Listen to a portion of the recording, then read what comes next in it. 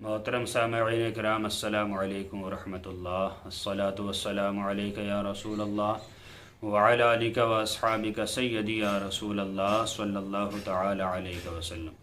سائل نے سوال کیا ہے کہ حضرت ہمارے گھر کچھ جانور پلتے ہیں، جیسے گھوڑا ہے، بیل ہے وغیرہ وغیرہ، ان کا پسینہ اگر بدن پہ لگ جائے، کپڑوں سے لگ جائے تو کیا وہ کپڑے ناپاک ہو جائیں گے؟ ہم ان سے نماز پڑھ سکتے ہیں کہ نہیں؟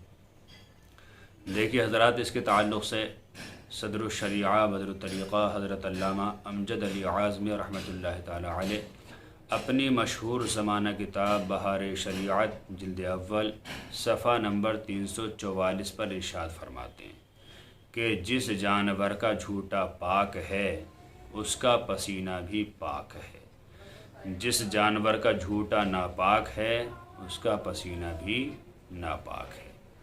تو گھوڑے کا جھوٹا تو پاک ہے، یہ تو پالتو جانور ہے، گھروں میں پالا جاتا ہے اور حلال بھی ہے، لہٰذا اس کا پسینہ اگر لگ جائے تو انسان ناپاک نہیں ہوگا۔ اسی طرح بیل بھی، اسی طرح بھینس، گائے، بکری، بکرا، یہ سب کیا ہیں؟ حلال جانور ہیں اور ان کا جھوٹا پاک ہے، لہٰذا ان کا پسینہ بدن پہ لگ جائے یا کپڑوں پہ لگ جائے تو بدن یا کپڑا ناپاک نہیں ہوتا۔ جن جانوروں کا جھوٹا ناپاک ہے ان کا پسینہ اگر لگ جائے تو کپڑا ناپاک ہو جاتا ہے۔